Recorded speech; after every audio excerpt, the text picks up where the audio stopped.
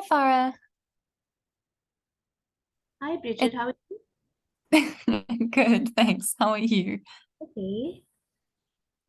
I'm going to share those slides. If you'd like to see if you are going to manage to control them. Okay. Um, and then I'm going to pin you. Um, is it working? Or was that me? That might have been That me. was you. Do you want to see if it's working? Okay, let me try. Doesn't seem to be. Oh, there we go. I think that was Was you. that me? Yeah. It says that you're controlling my screen. Okay, I'm in control now. Okay, fantastic. Cool.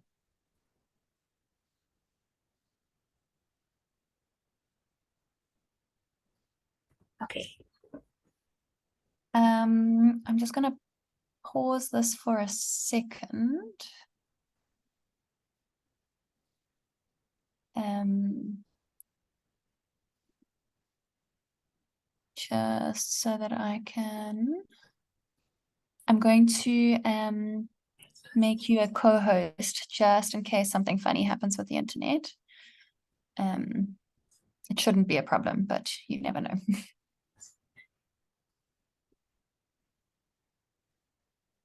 Um, cool.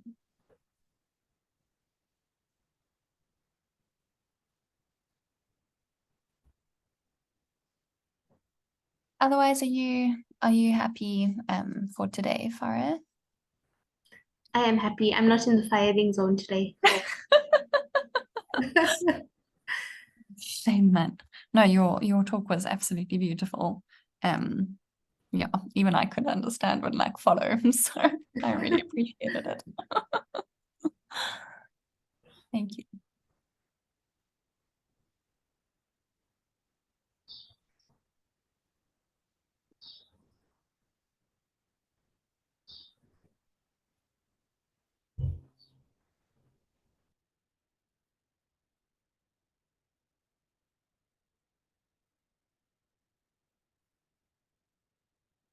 So I think we can just wait for David to join, and then are you happy to start once we get to 4 o'clock and there's 30 to 40 people online?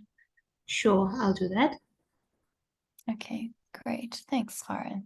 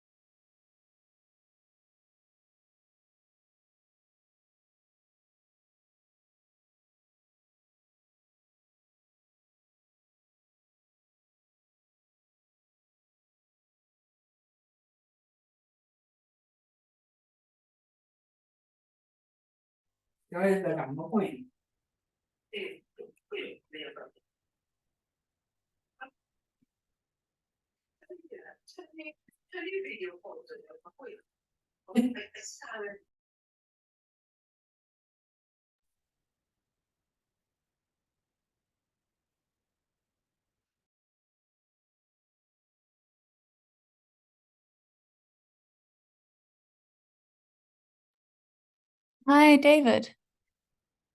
It's Bridget.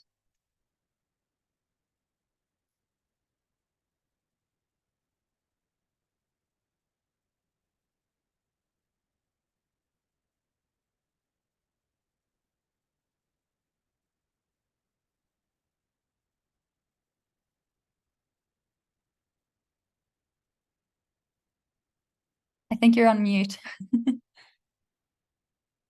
Oh, yeah. There we are. I said, you tell me when I missed. Sure. I'll start by sharing my screen and Farah will control my slides. Apparently Khadeen was just called by AstraZeneca. It sounds like there was something that they wanted you to share. I don't know if they contacted you. You know, I've been really quite busy during the day. So as far as I know, there's nothing, but go and Sure. check my emails. She said they phoned her. I mean, she phoned me 5 minutes ago, so it sounds like it was quite last minute. I sent them the things. Yeah, I don't see anything. 1554. Yeah, they want me to use a different version of the talk with a different disclaimer. Oh, okay, it's fine. Okay, I will do just that. All right, great. Thanks, David. Okay, great. I'm Please going start the to, housekeeping now. perfect. I'm going to share my screen and mute, and then Farah, I'll give you control.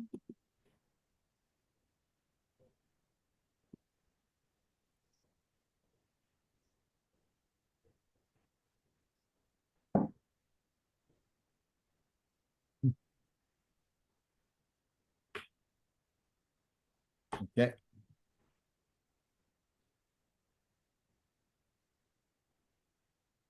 Great, I think we can start. Good afternoon, everybody. Welcome to this afternoon's deep dive session where we're going to look at redefining the CLL treatment pathway.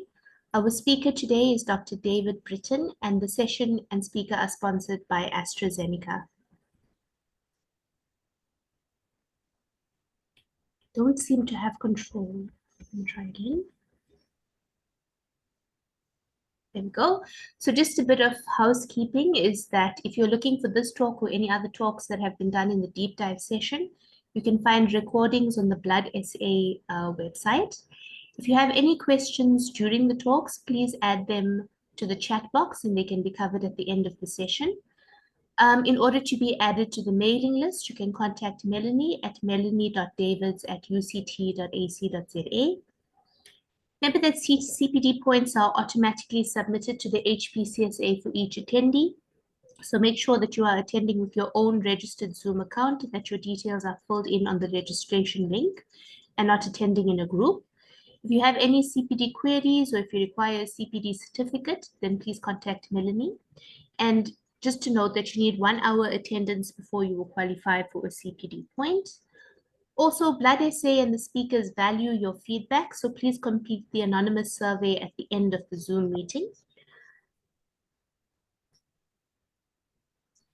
Thank you to the management team of Blood SA. I'm sure we all know the fearless leader, Estelle Verberg, who's the deep dive team leader, as well as the national training coordinator, Gerdien Kritzinger. And I guess now we should also add Bridget Macmillan into things, as well as the CPD administrator, who is Melanie Davids. So the agenda for today, as we mentioned earlier, is redefining the CLL treatment pathway, and Dr. David Britton is going to be our speaker. Next week, we're going to be diving deep into the management of follicular lymphoma. So I'm sure that Dr. Britton doesn't need too much of an introduction. He is the chairman of the South African Stem Cell Transplantation Society, as well as the director of the Act Life Hematology Practice in Netcare Pretoria East. He has a keen interest in expanding the frontiers of cell and gene therapy in South Africa, and is always available to answer our questions when we have them. I can hand it over to you. Thank you, Farah. Firstly, I obviously have to update my bio. Not only does the picture have somebody in it with hair on them, but Estelle Verberg is now the chairman of SAS. It's no longer David Britton. So thank you for that. And let's see if we can make that correction before the next time I'm presenting. Good afternoon, everybody. I'm going to get going straight away. It's great to see so many people on the session again. It's again credit to Estelle and the Blood SA team that they've developed such a enthusiastic following for their program. It's really is wonderful, and thank you AstraZeneca for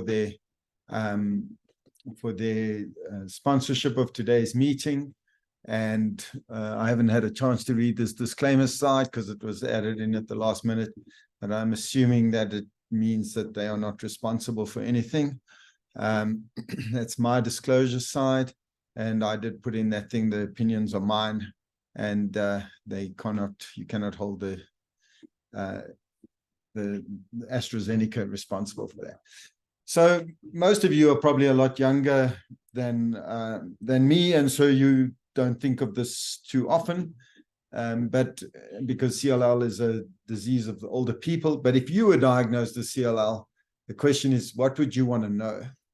And you'd want to know what stage you are. You would hopefully know your performance status and what comorbidities, etc., you had, and you'd want to know what your TP53 and 17p deletion status is. You'd want to know what your heavy chain mutation status is, and less commonly seen, but we also want to know what the cytogenetic complexity is. So this is a very heterogeneous disease. Sorry, I'm going to just kind of give a little bit of an overview. We're a very mixed audience normally, and so some people will be nodding off, and other people will be scrabbling to keep up if we just launch straight into it. So just bear with me as we do this. Many patients don't need any therapy, and we all follow them, but that decision is often balanced by a kind of symptom versus toxicity problem. And we don't treat people sometimes that are sick because the treatment would be worse than the disease. And that doesn't mean that the disease symptoms are insignificant and don't have a serious impact on quality of life. Many patients are old and have variable performance status, but they also are often on other medication for comorbid diseases. And so those things all need to be taken into account. What has happened with CLL over the last little while is, it's moved from a kind of palliative disease to one of actually fairly good prognosis and balancing toxicities with the introduction of the purine analogs and combining it with alkylators. And then the big step, as happened in so many B lymphocyte-related diseases, was the addition of monoclonal antibodies at the turn of the century. And that made a massive difference to the number of patients who achieved prolonged remissions and treatment-free intervals. And there's been evolution in the monoclonal antibodies, and even more so now with the development of small targeted molecules and Bruton kinase inhibitors and BCL2 and BCLX inhibitors. So there's been a big shift over the last sort of 60 years, and in the way people think about that. Basically, in my lifetime, it's changed from a disease that was a no hope well, but also fairly indolent in many cases to one that is now, are we thinking of cure? What are we balancing? What are we balancing against? So the sort of aim of treatment has been, sorry, that's to shift from, oh, sorry, my bad. I didn't realize I had all these kind of phased in steps in my talks. But basically moving from debulking and sort of disease control to shifting to, are we getting disease control here? Are we trying to eradicate the disease? Are we balancing disease control with toxicity, and the shift from chemotherapy, chemoimmunotherapy, and then targeted regimens? And on the horizon, not too far away, is the promise of bispecific antibodies and other T-cell related therapies that may well lead us to a cure. I think particularly because it's a disease of people, by far the majority over the age of 65, often the objective of cure is not seen as strongly, especially when you can control it and it's a very sort of fairly indolent disease. But what happens to these patients when you don't, when you're not on treatment, in this age group, or rather when you are on treatment? So firstly, because of the age and comorbidities, other events happen, and other events lead to the patient's demise or interruption in therapy or impact on their quality of life. Obviously, CLL progression or relapse of the disease is a major feature of all malignant conditions and all treatments. And as we see in many low-grade lymphomas, the risk of transformation to a high grade, and CLL is no different in that regard. So where do the new treatments, where are they shifting in a little bit more detail? And together with measuring disease response, we've moved from, Farah, do you see my pointer? Does it come up if I wiggle it around like that? We've moved from morphology to flow. Yes, we can see it. To risk stratification by Fish and Sanger sequencing, and now moving into next generation sequencing and whole genome sequencing. And with it, hand in hand, is the shift from rather crude treatments to more and more targeted therapies and more exciting therapies. The efficacy of these treatments, the Bruton kinase inhibitors. Remember, the disease is not actually just a blood disease or a bone marrow disease. It involves the lymph nodes, the spleen, and what we see is the BTKIs are very effective in mobilizing and clearing the lymph nodes and the spleen, and the BCL2s inhibitors are very effective at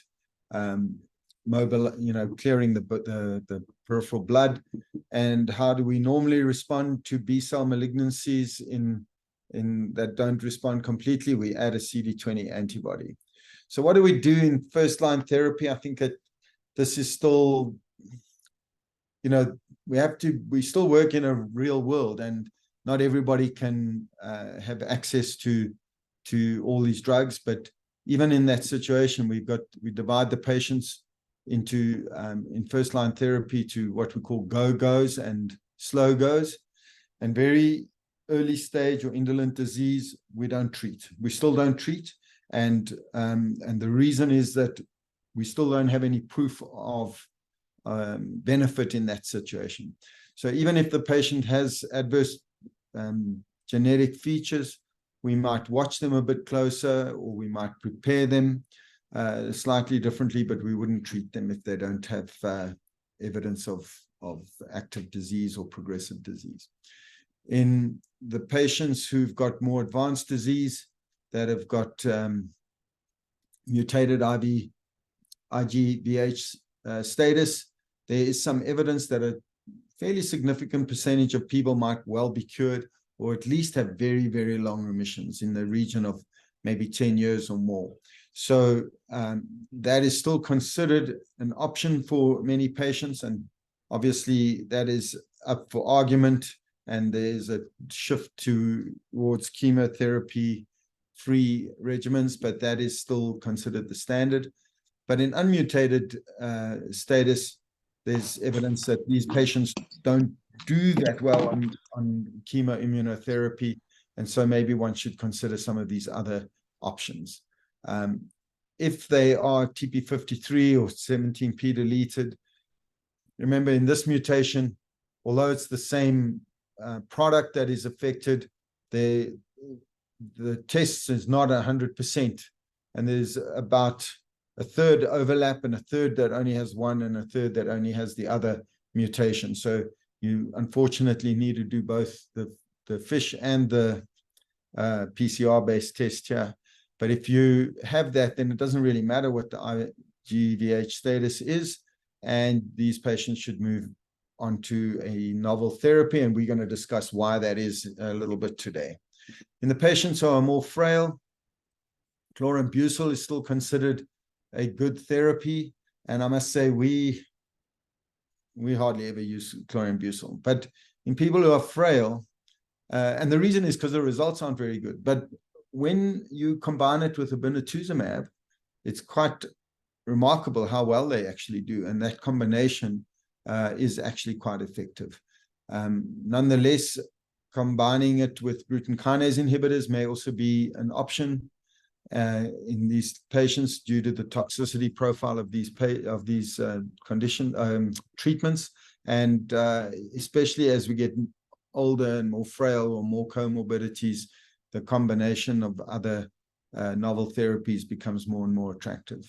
Unmutated patients is still a consideration for both those treatments.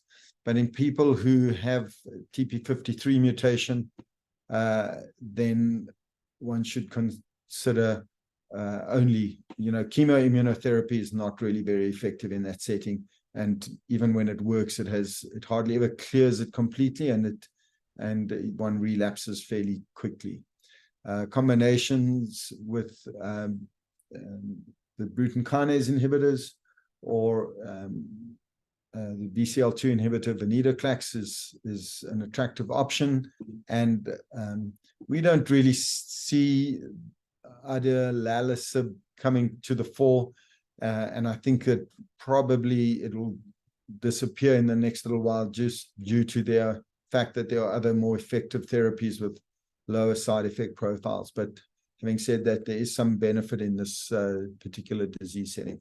And in second line therapy, basically it's all options are open, and we're going to help navigate that a little bit today.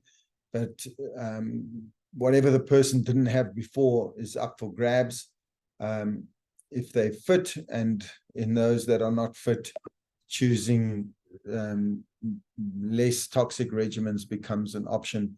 And I think that many of us will have used things like lenalidomide or high-dose rituximab or high-dose solumedrol when you're starting to get desperate in that sort of situation.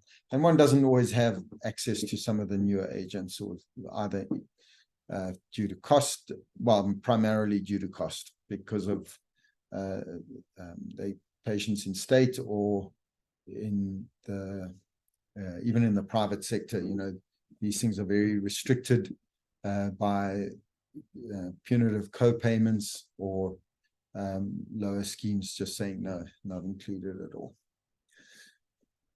So what we're saying is that the treatment objective has shifted from control of disease to temporary eradication of disease to permanent eradication of disease. And now are we going back to trying to just control the disease, since control can be really effective and with low toxicity? So those last two options are very much in play at the moment. The question is, do good CLLs do well because they're good CLLs, or do good therapies give you good, make bad CLLs good? And are all MRD negativity the same? So if you get a if you know, how low is low enough before we consider things are not good. So actually it's both, is that we know that undetected MRD is an independent prognostic factor and indicates that you have a better progression-free survival, but pre-treatment high-risk factors are still associated with a higher risk of progression and death, even in patients that achieve MRD negativity. That's a list of all the current therapies. We're going to go through a lot of them now, but you don't really need to. I'm not going to lecture them to you, so that's fine. So, as we were talking about just now, MRD testing has evolved, and it's moved from morphology through imaging, which has become very sensitive, flow cytometry, PCR, and next generation sequencing. And now in this latter group, the flow cytometry and the other molecular testing, sensitivities of 10 to the minus 5 to 10 to the minus 6 are starting to become a realistic target, and also available in routine practice. But of course, there's no point in testing something like that if you're not going to, if it's not going to influence your therapy, and if it's not a target of your, if it's not an objective. So you have to define your objectives before you do those things. So I think everybody's seen some version of this in one or other disease over the many years. But, you know, the deeper the response, the closer, the longer the time to relapse, and the closer you get to the holy grail of a cure. Are we able to cure CLL? And if so, it's got to start with an MRD negativity. But is that a goal of therapy is also an important thing. Here we see a nice study by Thompson et al., Philip Thompson, that is, and he has shown that the patients who get 10 to the minus 6 in the bone marrow do very well and have a very low risk of progression at 5 years. More than 80% of patients still are MRD, are still in remission. And that seems to hold true in the less than 10 to the minus 5. But as one goes up the scale, we see that the time to progression and the percentage of people that remain in remission becomes less and less. So, I mean, that's pretty intuitive. I mean, I think everybody would understand, you know, the less disease you have, the longer it would take you to relapse on average. And if there are any cures, they'd be hiding in that group.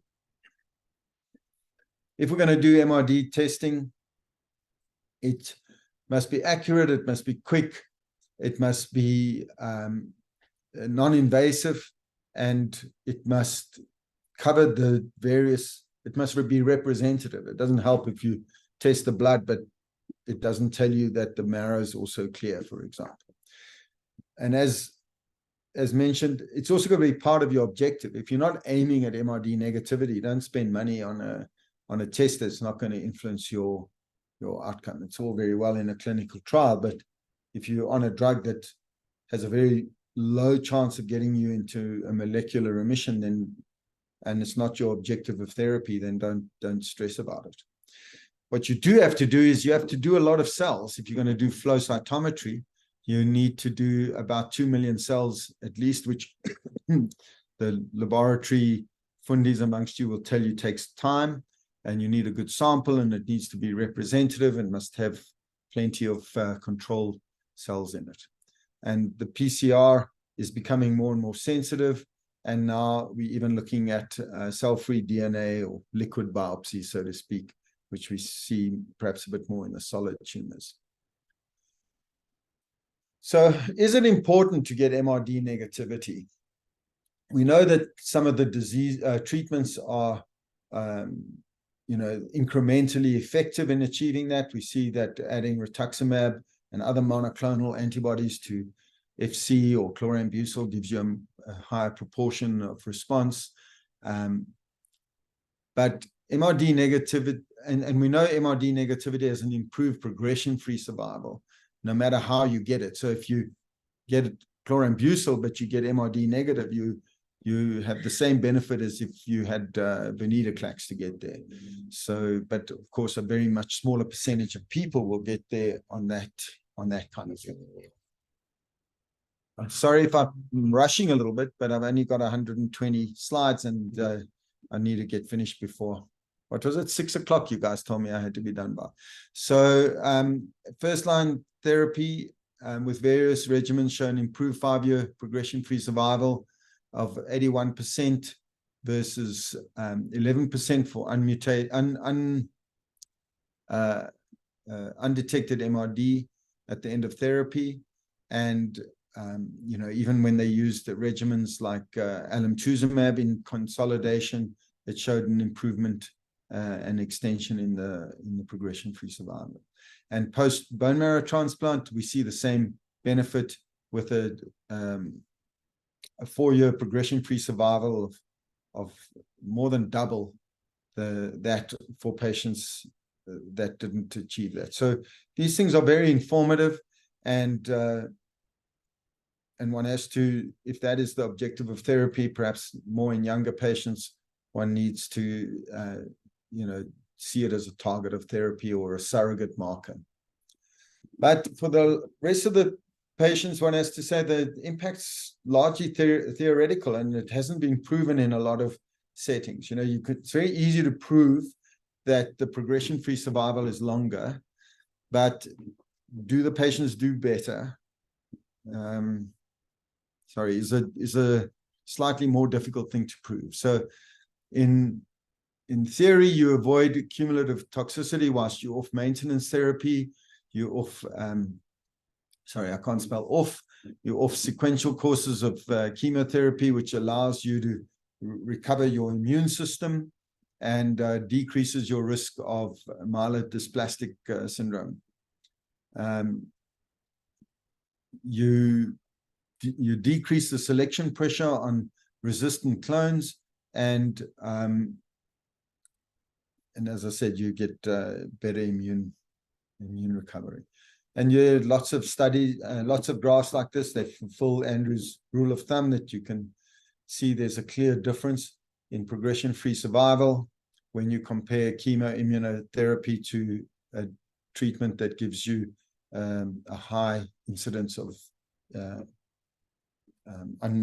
undetectable MRD.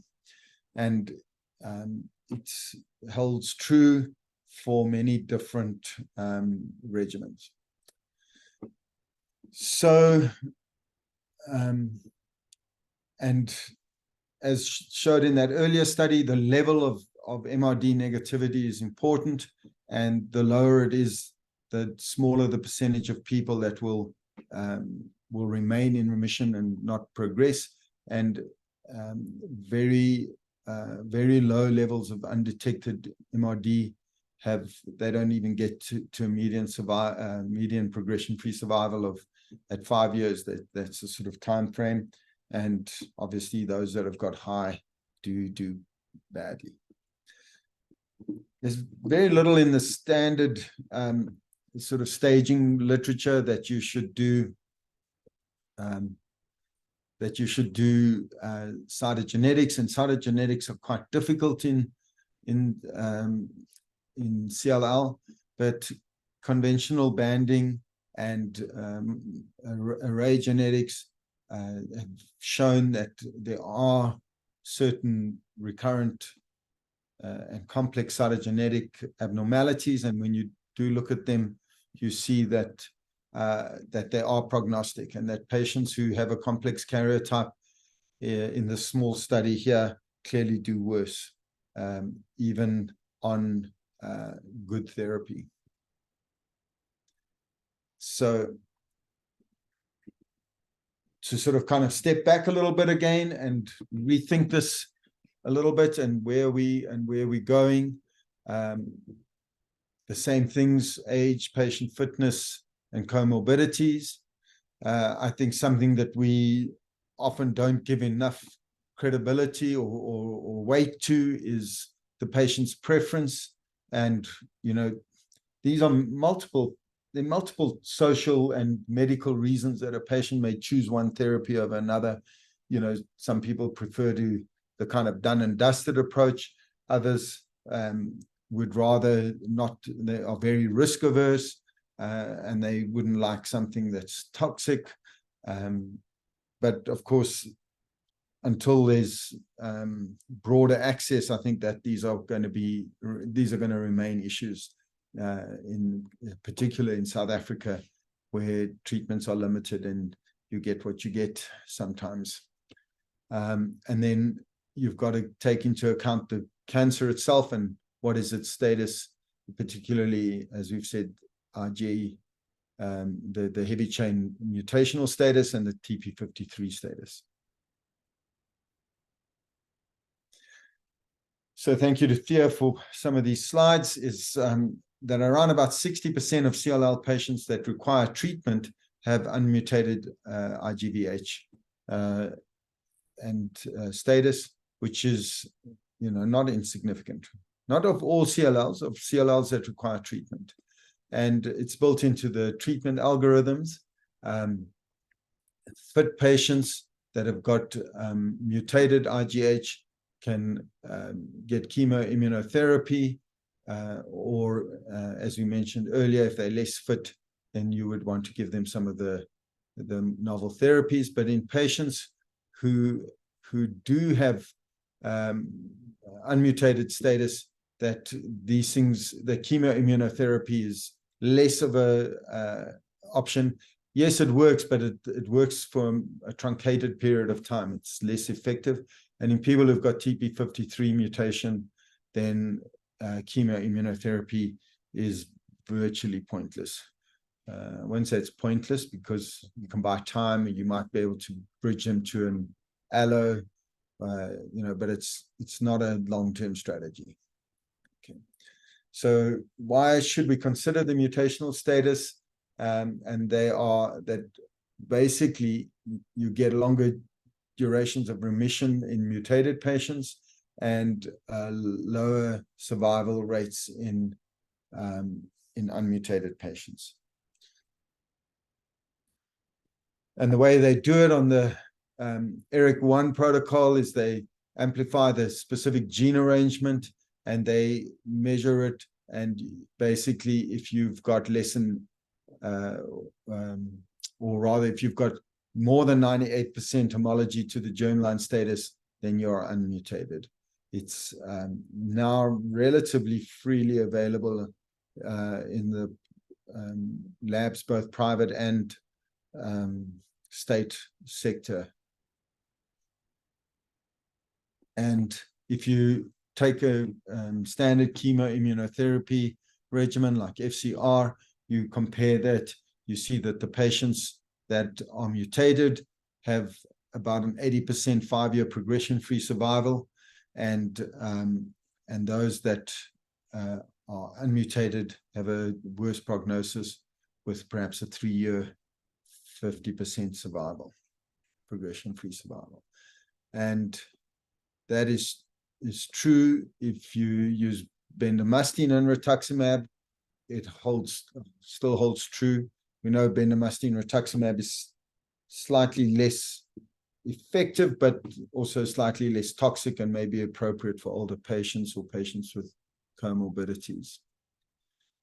And the reason is that that unmutated heavy chain mutation status is generally corresponds to a more proliferative disease. They're not really sure, the clever scientists are not really sure how that works, and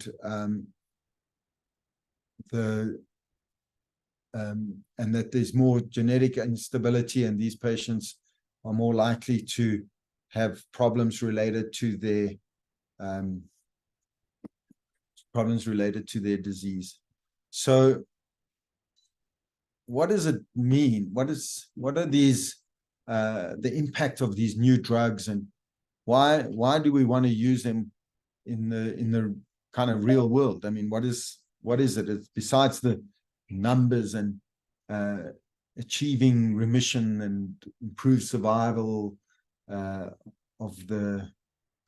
improved progression-free survival. Why do we want to use some drugs over others? And This is a very nice little study that shows what happens to patients over the years, over the last decade. So if you take sort of the 70s to 80s, 80s to 90s, the second part of the 90s, the early part of the century, and then the 2006, 2003, what you'll see here is that the red accounts for, these are reasons of dying, okay? The red accounts for the dying from the CLL. And what you see is that as the treatment gets more and more effective, that gets less and less and less. In this hatch block on the side is the age-matched controls. So you've got more chance of staying alive nowadays than you had 40 years ago, but only a small improvement. What you don't see, okay, over the years is a reduction in this yellow block, which is the risk of infections. You see a bit of quite a good reduction in the blue block, which is cardiovascular disease, and you see a slight increase in this black block, which is other malignancies. So over time, as we've gotten better at treating CLL, we have done nothing to reduce the risk of infections, and we've done very little to reduce, and we've actually increased the risk of second malignancies. So that is an important thing to take into account. And if you look at the immune suppressive effect of chemoimmunotherapy, you see it is quite profound, and it takes time to recover. This is months, and it takes, more than 2 years for at least half of the people to recover their CD4 count. And there are other, perhaps more subtle immune deficiencies. Many of us have patients that are on chronic immunoglobulin replacement therapy following chemoimmunotherapy because of persistent and long-term therapy. So, and here we see it translated in a forest plot. That is the untreated patients, and the risk of a new hematological malignancy for untreated patients is less than the norm, and the risk of a new hematological malignancy, all chemotherapy regimens are these kind of purple spots, is increased. Non-hematological malignancies are also increased, and myelodysplastic syndrome, here you see that's all chemotherapy, that's a fludarabine containing regimen, and those are the non-fludarabine in the green. But even the non-fludarabine containing regimens increase the risk of myelodysplasia by approximately a hazard ratio of 2 times, but fludarabine is 11 times. Not very nice, okay. Lower respiratory cancers is increased, and skin cancers is increased. And so we shouldn't take these things too lightly. Opportunistic infections, and these are in Western worlds where the background of infections is lower, but what we see is that overall it's more than 16 times more likely that one would get an opportunistic patient infection in a CLL patient versus the control. And it crosses all different infectious groups. Viral, okay, they don't see much mycobacterial, but even mycobacterial, bacterial, fungal, and parasitic infection. So you can imagine in a country that has so much more tuberculosis and parasitic infections, what the impact of that would be. So it's not insignificant. It is a very important thing. We see reactivation of hepatitis B, reactivation of herpes zoster. We see candidemias, and bacterial pneumonias, PCP, BK virus, all sorts of things. So on to some comparisons with the calibrutinib, the new kid on the block, Calkins. So the Elevate trial with the treatment-naive CLL patients. These patients were divided into 3 groups. So the demographics was that they were old. They had to be over 65, or if they were less than 65, they had to have either impaired renal function or a comorbidity score that was greater than 6. And they were given either acalabrutinib alone, this big blue block, acalabrutinib with obinutuzumab, and chlorambucil plus obinutuzumab was the kind of control arm. And the primary endpoint was progression-free survival by the independent review committee of acalabrutinib plus obinutuzumab versus chlorambucil plus obinutuzumab. And there's a string of secondary endpoints which we'll go through as we go along. Important to note, okay, crossover was allowed after confirmed disease progression. If you progress on chlorambucil, you were allowed to change into the arm. The protocols are very standard, but for those that are not familiar, the acalabrutinib is dosed at 100 milligrams BD, and they were continued on this until either disease progression or unacceptable toxicity. Obinutuzumab has got a complex starting regimen with 100 milligrams day 1, and then 900 milligrams day 2. Then day 8 and 15 of cycle 1, they get 1,000 milligrams, and then cycle 2, they get it on day 1 of every cycle. So acalabrutinib alone was just 100 milligrams BD, and chlorambucil, the obinutuzumab was the same, but the chlorambucil was given at 0.5 milligrams per kilo on day 1 and 15 of the first 6 cycles. And then both drugs were stopped. Important is the obinutuzumab is also only given in the first 6 cycles on the study arm A, where it's combined with acalabrutinib. Okay, and what we see is important to understand is that whilst on treatment, all groups were doing very well. Remember, at this point, the obinutuzumab stops in all the arms, and then the chlorambucil also stops in the green arm, and we see quite rapidly the kind of steady tail off, which is what one would expect after that drug combination. Oops. But at 2 years, there's a 50% progression-free survival of the control arm, but around about 90% progression-free survival on the acalabrutinib arms, which is very encouraging. If we do it as a forest plot, we see that virtually all risk groups do better on the acalabrutinib arm. Okay, younger patients, older patients, men, women, whether they got it with or without the obinutuzumab, they all did better. Earlier stages of disease, lower stages of disease, obviously did better than higher stages of disease, but they all did better than the same group on chlorambucil. Performance status was likewise the same, and bulky disease was likewise the same. Sorry, I've got a bit of overlap here. And importantly here is the TP53 mutations and deletion 11q and IGHV mutation status and complex karyotype. So basically, there was no single group that did better on the chlorambucil. There was no group that had a better survival due to any reason. Okay. So what about the common toxicities that we know that these things have?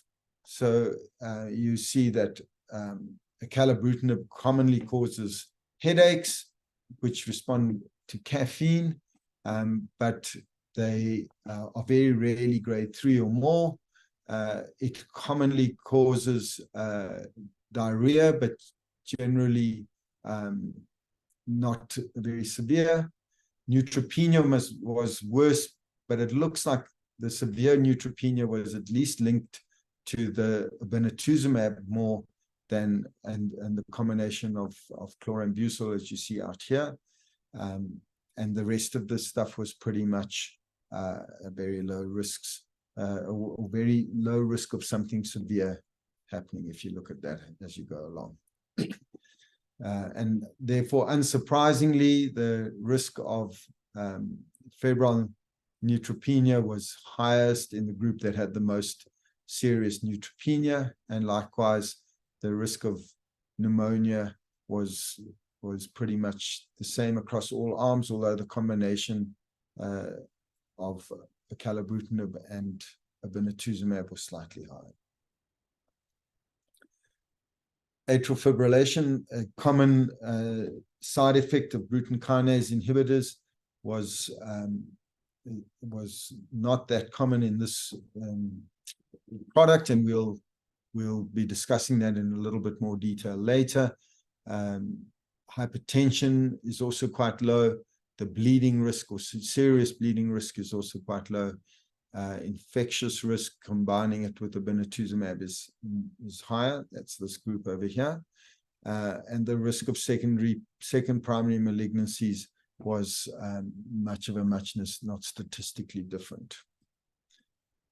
So what we see is that with or without obinutuzumab, acalabrutinib significantly increased the progression-free survival with a good safety profile, that it was noticed across all groups, irrespective of the risk characterization. And despite the ability to cross over, fewer deaths were seen in the acalabrutinib monotherapy arm, but we're going to see some longer follow-up on that now. And if you look at the 4-year survival, that is still maintained. That difference is, even more substantial, if anything. And if you look at it in the risk of 17p deletion, what's interesting is that when you get obinutuzumab, that it holds this very poor risk group out quite well for a while, at any rate. But obviously, in the end, that's a high risk group is a high risk group for a reason, and they do badly on that regimen. What is interesting is that the difference between the two groups, the 4 groups here, but basically the difference between TP53 mutated and TP53 unmutated is virtually not there. And so despite being a very high risk group, they do exceptionally well in this study on this therapy. And the mutation status likewise, although here what you see is the mutation status in patients who are unmutated. They do quite well on the chlorambucil. There's not that many of them, but the chlorambucil unmutated also do very well. But again, we don't see a difference between the mutated and the unmutated arms in patients who did receive acalabrutinib. So very nice result there, and it's great to see. When we see the overall response rates, they are very high, around about 90% and 80% for the chlorambucil arm, but it's this not being sustained that's important. What we also see is that very small percentage of people get undetected MRD with acalabrutinib alone. The combination with the obinutuzumab is somewhat more effective in that regard, but as we saw in these studies, there's no real difference in the overall survival, the progression-free survival. We're getting to overall survival here. So what we see is that 4 years, all 3 groups had very similar overall survivals, partly at least because of the ability to cross over. The number of people that crossed over was, I think, around 55%. So talking about toxicity,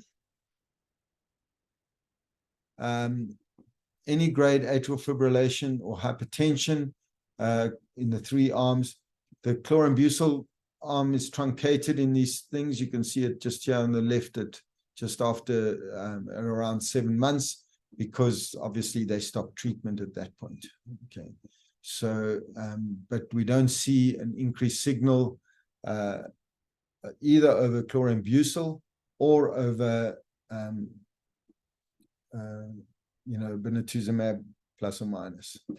So, and it's a relatively low percentage, around about 4% of 4 to 5% of people get atrial fibrillation, and around about 7% get hypertension. Other side effects, diarrhea, is fairly common, around about 40%, which is nearly double that of the chlorambucil arm, and bleeding is also higher, around about 40%, over 10% in the chlorambucil arm, but this is all stages, all grades. Any infection is very high, around about 70%, but it's in all arms, and it's not really that surprising considering the disease that we're dealing with. So at longer follow-up, we see that the progression-free survival is maintained compared to chlorambucil arm, and that the overall response rate was higher in the acalabrutinib arms, and the incidence of cardiovascular events and rates of treatment discontinuation were pretty similar. And despite the higher CR rate, there was still a very high infection signal. And one should remember that all these patients should be on prophylaxis for pneumocystis and for herpes group viruses, and have a high index of suspicion for infection, and easy access to hospital care if they need it. If we look across the adverse events, the cardiac events was higher in around about 10% compared to the chlorambucil arm, so 9.610. Atrial fib was pretty low, especially if you count the grade 3s. Bleeding was more, but not very high, and any grade was high, around 40 to 50%, but serious bleeding was low, around 4%. Hypertension, serious hypertension was pretty much the same. Infections was double, as mentioned, over the chlorambucil. Second primary malignancies was a bit higher, and that held through even when you didn't include skin. Okay. So diarrhea, more common, but not terrible, and neutropenia in the chlorambucil and the combination of obinutuzumab, acalabrutinib arms quite high. Infusion reactions obviously not going to happen in the group that didn't get the infusion, but that was pretty much the same. All right, how are we doing for time? It's about 10 to 5 at the moment, so we have about 40 minutes remaining. Cool, thank you. Thanks very much. So, so as we move into the second quarter of the talk, no, I'm joking. This is through the halfway mark. In relapsed refractory CLL, where acalabrutinib was compared to Arbenda or adalasib. Michael, are you on this talk? You can pronounce that name. You're much better than me. So in this study, there's a randomization of 1-to-1 in patients to either acalabrutinib or the investigator's choice of adalasib or bendamustine rituximab, and they were allowed a crossover on confirmed disease progression. Progression-free survival was was the primary endpoint. Okay. There was a sub-stratification for 17p deletion and based on performance status, and also the number of lines of previous therapy. When we look at the characteristics of the patients, they were very similar across both arms. Treatment up to age of 90. Around about 40% of people with advanced disease, around about 50% with bulky disease. A high proportion of people having had 2 or more lines of therapy. And most patients will have had either purine analog or other alkylator therapy, bendamustine CD20 antibodies, and even a few stem cell transplants. The risk on the mutations was also pretty similar. About 80% with unmutated genetics, around 15% with deletion 17p, and around about 30% with a complex karyotype. What did I want to show you with this is that that the dose intensity with the acalabrutinib was 99.5%, which was very good because that's a very good score of tolerability, and idelalisib was the lowest in that, and I think that's just because of its diarrhea. Sorry, did I finish up? Deaths were very few, and very few people discontinued therapy. So when you combine those other 2 arms, the IDA and the Benda, you get a clear difference, versus, because they're the control arm, with the acalabrutinib on the progression-free survival at 2 years is substantial. And when you split the control arms, there isn't really any difference in that, and the acalabrutinib is still the better control, is still doing better in that regard. If you look at high-risk cytogenetics, there's no difference in the acalabrutinib arm. They still do better than the IDA and Benda arms. On the plot, we see the same thing again, that all patient groups do better, whether they're younger or older, whether they have bulky disease or not. Well, actually, what you see is that in the better prognosis groups is that there's a smaller benefit, but that's just because they do better on the Benda than the poor risk patients would do on the Benda. But overall, the patient groups do better on the acalabrutinib, whether they have TP53 mutation, whether they have complex karyotype, whether they've had multiple lines of therapy. Overall response rate, 81% versus 76%, and the duration of response not reached versus 13.6 months, and the 12-month duration of response rate was 85% versus 60%. So, nicely shown in the graphs earlier, but it's nice to also see them in the numbers. In terms of adverse events, it looks like everybody gets some adverse events, and serious adverse events were the highest in the IDA arm,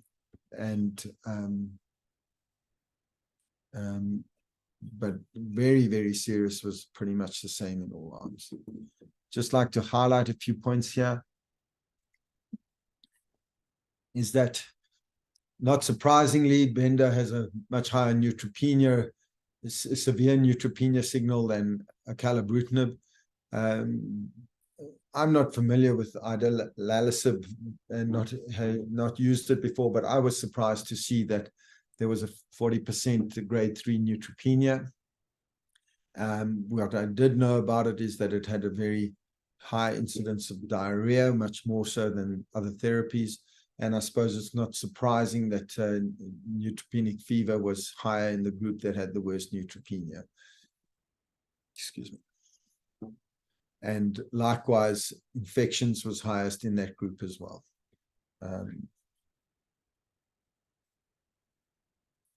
So acalabrutinib monotherapy showed an improvement in overall response rate compared to the IDA Bender arms. Progression-free survival was, the median progression-free survival was not reached in this study, which only went up to 16 months, or at least at this point. I'm going to show you the longer follow-up just now. Adverse effects were worse in the idalasib arm. And that the headache, the adverse events in the acalabrutinib arm were generally quite well tolerated. Here we see the second primary malignancies. Remember, this is in a group of over 300 patients. We see majority skin lesions, but also a smattering of other squamous cell carcinomas and basal cell carcinomas of the skin. Particularly, the green is the patients who received acalabrutinib at any point. So there is a weighting towards that. At the 4-year follow-up, we see that this difference is maintained. To some extent, that's not surprising, and you see the fall off when the treatment stops, because you're not staying on the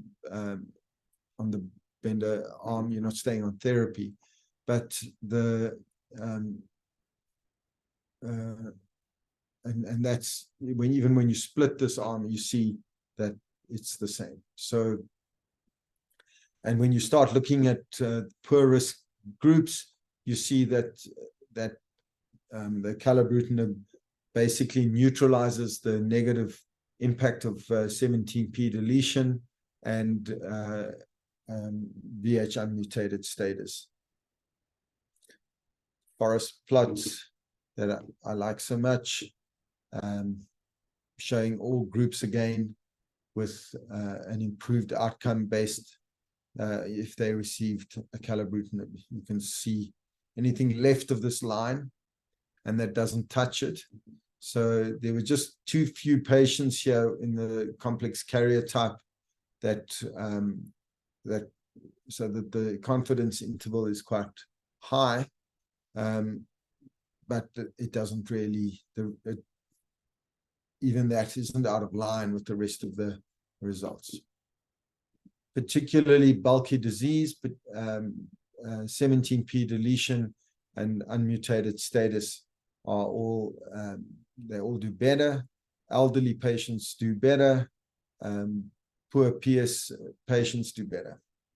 And the overall response rates, overall survival is similar, but here, despite being allowed a crossover, it does start to separate, although it is not, it doesn't achieve statistical significance.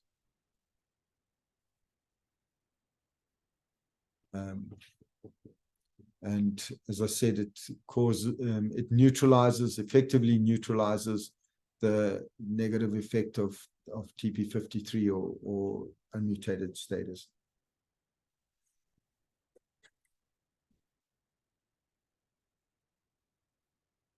In terms of the toxicity, what we see is that the atrial fibrillation signal is pretty much the same, especially severe or serious atrial fibrillation, grade 3 or more. Major hemorrhages, not really increased. Hypertension signal is a bit worse, but not massive. And the infections are pretty much in line with the idalasib, but more than in the Bender Retux arm. And that's a duration of treatment thing. Second primary malignancies are a little bit higher. So by now you're wondering what is, how does it rate to the original BTK inhibitor, ibrutinib, which has been around for quite a lot longer. And this was a head-to-head study, randomized 1-to-1, and all the patients in here must have been previously treated, and they must have either deletion 17p or 11q by central laboratory testing. So a really bad risk group of people, okay? And the primary endpoint, sorry, was progression-free survival, and secondary endpoints were atrial fibrillation and flutter, infections, Richter's transformation, and they were all independently had an independent review criteria. As I said, they had to be over 18, they had to have a good PS, they had to have been previously treated, and they had to have adverse genetics. They all were pretty much the same, 65 years old, up to 90, around about 16% older than 75, 46% less than 65, but really pretty much the same in both groups. Same number of patients with 17p deletion, TP53 mutation, unmutated status, very high in the 80s. So a very poor risk group of patients. This, okay.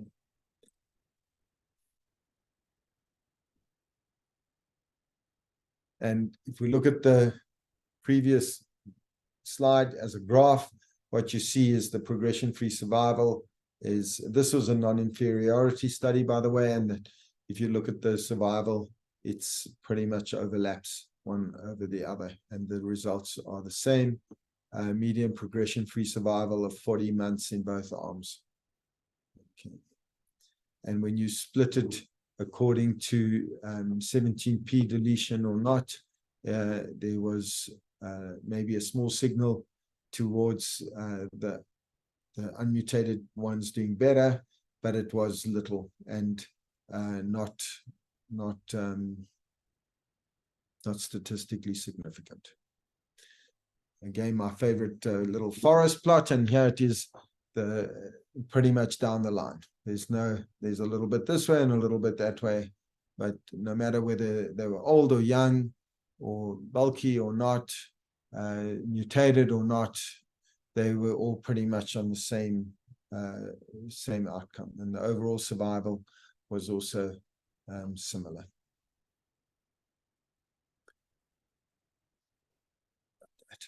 So the overall response rates are pretty similar, around 80%. It looks like investigators are much more optimistic than central review committees, just something to remember. And then when we look at the side effect profile, around about 30% of both arms had, sorry, no, that's not quite true. Around about 70% of both arms had serious side effects, and we're going to tease that out a little bit. But only 13% on both arms had a stopped therapy because of it. We look at the summary of deaths. Disease progression was pretty much the same in each arm, but the Richter's transformation was pretty much the same in each arm, and there was one that was different. And that the deaths in the within 30 days, there was no real difference in that arm. What we do see is an increased risk of atrial fibrillation and flutter in of all grades in ibrutinib, but that doesn't carry through if you look at the severe, and hypertension is substantially higher in ibrutinib, and it does carry through in the when you look at the higher grades. Bleeding was pretty much the same. So atrial fib grade 3 was pretty much the same, but the minor forms was much more common in the ibrutinib arm. And you can see that in these tower plots. So the with any grade or severe grade. And over time, this difference was maintained or even broadened. So the number of patients, the cumulative incidence of hypertension and cardiac events was also lower in acalabrutinib, and this is statistically significant. And atrial fibrillation in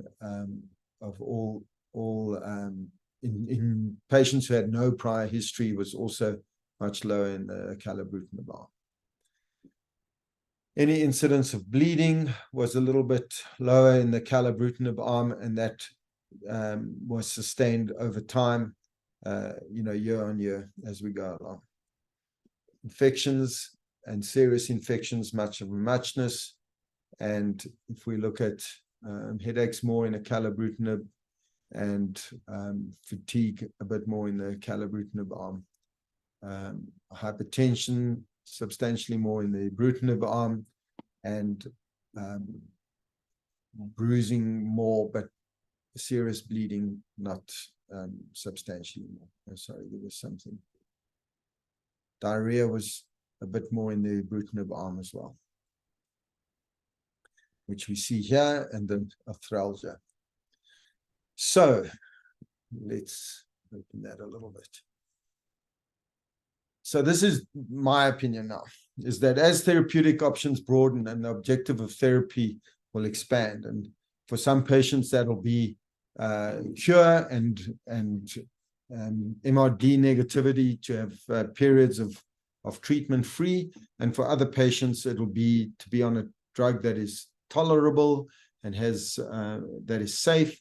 And for other patients, it'll be to manage their comorbidities and to steer a line between the various different drugs that they're on and conditions that they are being treated. But with more effective and less toxic treatment that is easier to administer, we will probably start treating people earlier. There's so many patients that are symptomatic from their CLL, but we don't want to treat them with chemoimmunotherapy because of the other risks associated with that.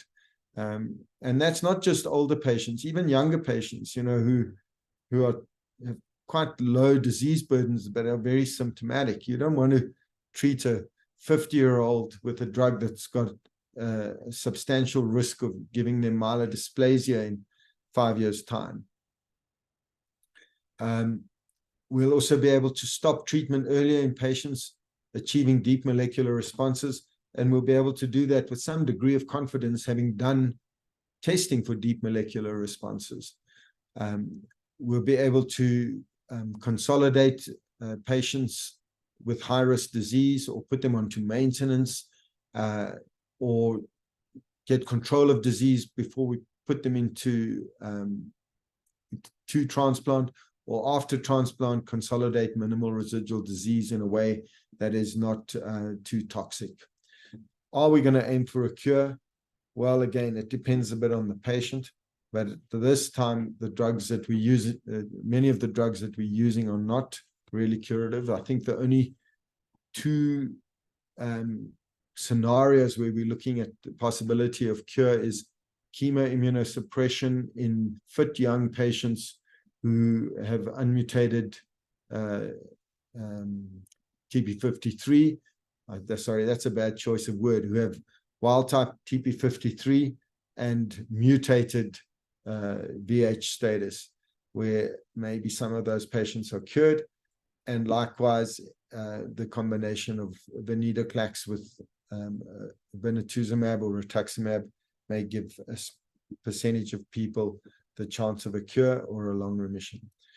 For other patients, the attraction of these treatments is that many of the side effects are manageable or can be navigated, things like the hypertension and the atrial fibrillation, and that taking a drug as a tablet, especially if you're on other drugs, is not really onerous, and that one can definitely achieve a lot with that. So it remains for me to say thank you to Blood SA for hosting us this evening, for AstraZeneca for sponsoring it, and for you guys all.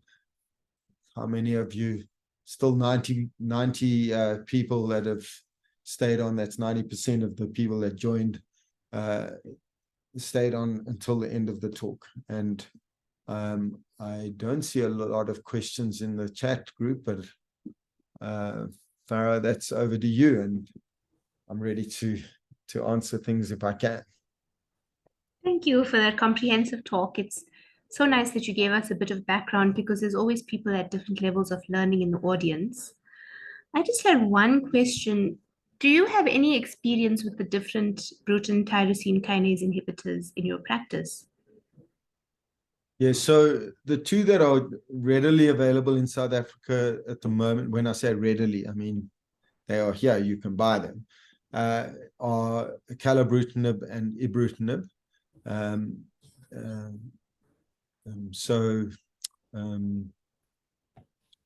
Imbruvica and Calquence.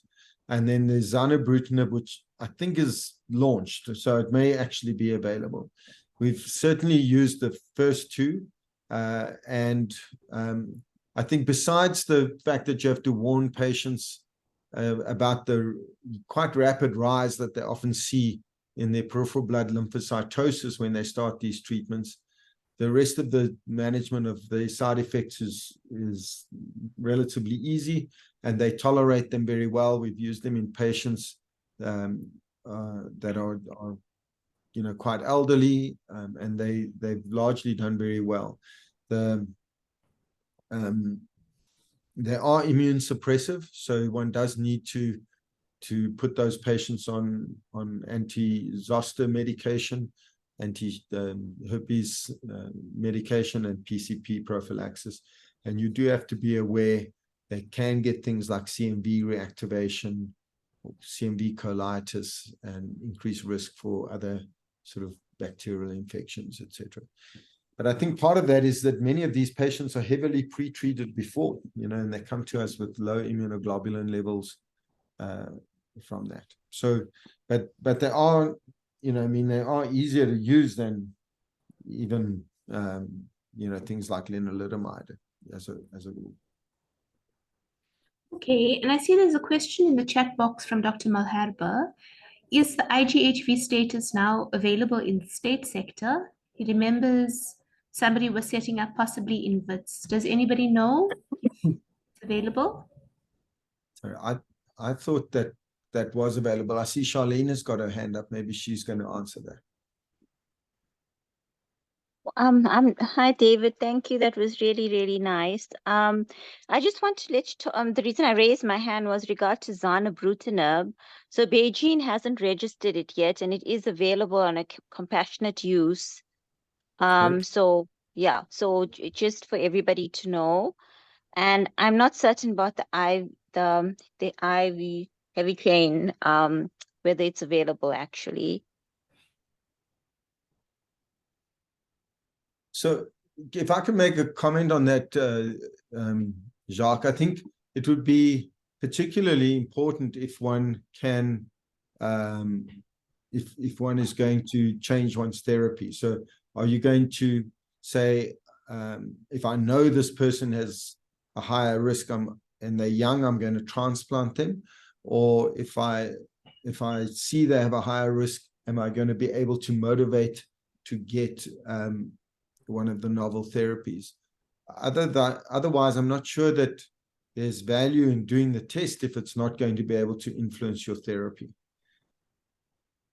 I see that Prof. Lowe has a question in the chat. Are there other compassionate use programs for CLL treatments that anyone is aware of? He's also raised his hand, so I'm not sure if he wants to unmute and speak. Hi, thanks very much. And thanks, David, for your presentation. That's really wonderful. Yeah, I'm happy that the first question is answered in the chat. I wanted to ask you about your use of IVIG. First, what are the criteria that you use for starting? And second, what is the dose that you typically use? I had a long discussion last night with Erica Wood, who's here at the ISPT Congress, past president of the ISPT, and they're starting a trial now for exactly this group of patients, both CLL, myeloma. And she mentioned that there's no clarity because the data dates from the 1980s, and they're going to compare 0.25 grams per kilo with 0.5. We typically use 0.4. I think their current practice is also 0.4. But the use has become so great, she's from Australia, that in Australia, IVIG now takes up half of their blood and blood product budget. So we're also under pressure to use less IVIG. So I'm interested to hear what you and anyone else is doing. Maybe some people would like to say in the chat what they are doing. Generally speaking, the rules to give it in our setting would be very, very strict. So thank you, Vernon. I think that's a very relevant question for this particular group of patients, is that, so generally speaking, I don't test it as a routine unless the patient is having recurrent infection. So part of their routine assessment is I ask them, what infective episodes have you had in the last 3 months? How many times this year do you think you've been on antibiotics? Or even see in their record, because they may have phoned and been given telephonic prescriptions for sinusitis, etc. If they're having recurrent infections, then I measure the levels, and if they're below normal and they've got the clinical scenario, then I would initiate therapy. And I normally initiate therapy at that level, 0.4 per kilo, but every 3 months I measure the level, because it takes a little while to kind of stabilize, and then I adjust the dose to maintain the NADA at or near the lower limit of normal. So as long as the NADA's, our lab that we use generally for that is the lower limit of normal is 7. So if it's above 6.5, then I don't adjust the treatment. Unless it's sort of gets towards about 10 or so, then I would adjust it down. But if it's below 6, then I might increase it again. And it also takes a few months or few cycles before you see the reduction in the infection. Having said that, I think it is very effective. I understand that there's a reluctance to use it. It's expensive, and it's resource intensive, and even for the patient, it takes time out of it. We have a few patients that are on subcutaneous immunoglobulin replacement therapy, and that is a much more efficient way to do it from the patient's point of view. They do it themselves. They do a subcut injection, which they inject once or twice a week. In the evening, they'll just squeeze a little bit in, squeeze a bit more in, squeeze a bit more in until the dose is given. But unfortunately, those subcut preparations, and there are 3 in the country, are much more expensive. They're like 10 times more expensive than the Polygam that we all use. So the local brand, the Intragam, is about a quarter of the price of the other 2 sort of imported products. So that's maybe not 10 times the price, but it's still about 3 or 4 times the price. But it's much nicer for the patients, and that means they're not in your hospital clinic as much. So yeah. No, thanks for that. Our practice in Belgium, where it was more freely available, was to start patients when they required 2 or 3 hospitalizations for infections per year, or if they had continuous, episodes of bronchitis or so on. Another strategy that I followed on a few patients, which is not, based on any particular data, was to give Polygam in the winter months.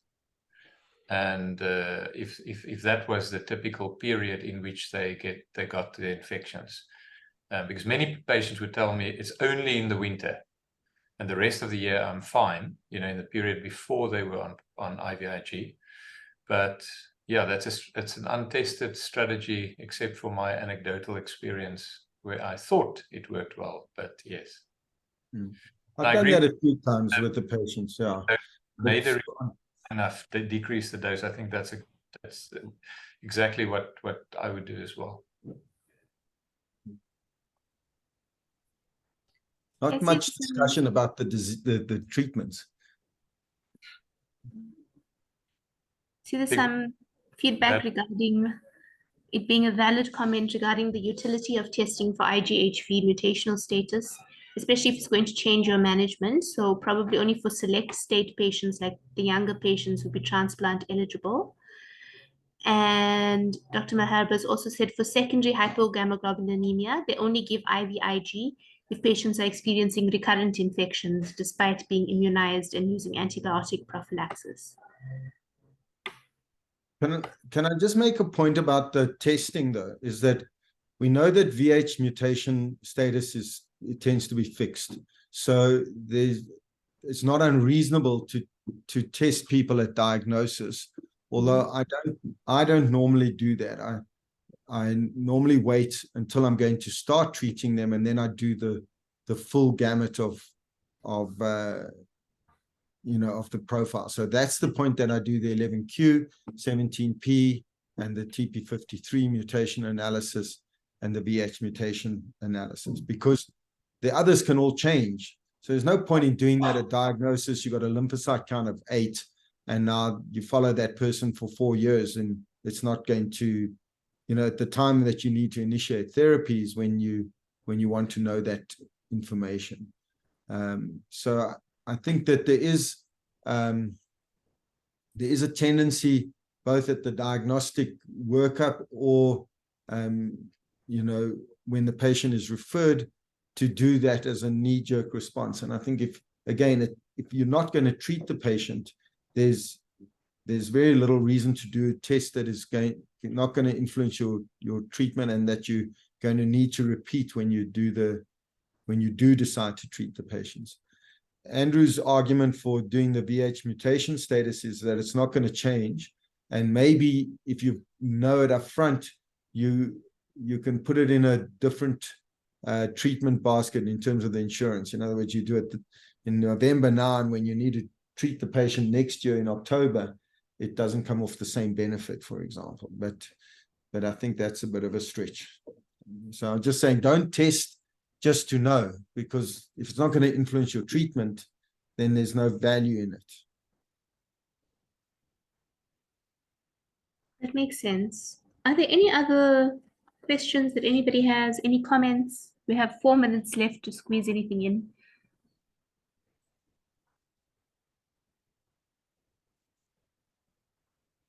The headaches with acalabrutinib apparently respond well to caffeine. So Coca-Cola and coffee and black tea, or not black tea, is a green tea that have caffeine in them all. So all my favorites. Good excuse to get some more caffeine in. Yeah, chocolate has caffeine in. Don't forget. Okay, I think if there's no more questions or comments, we can thank you once again for your presentation, and once again, thanks to AstraZeneca for sponsoring the session. Please remember to fill in the survey that will come at the end of the session. And thank you, everybody.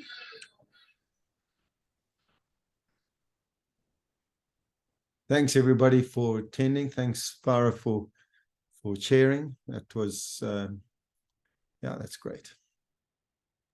Thanks, Farah. Thanks, David.